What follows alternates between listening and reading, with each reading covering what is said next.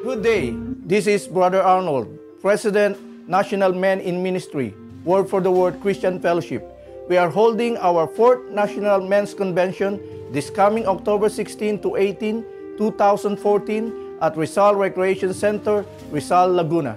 The great impact ng Men in Ministry sa buhay ko is kung paano tumayo bilang isang asawa, bilang isang tatay, at bilang isang lingkod ng Diyos sa simbahan at sa komunidad.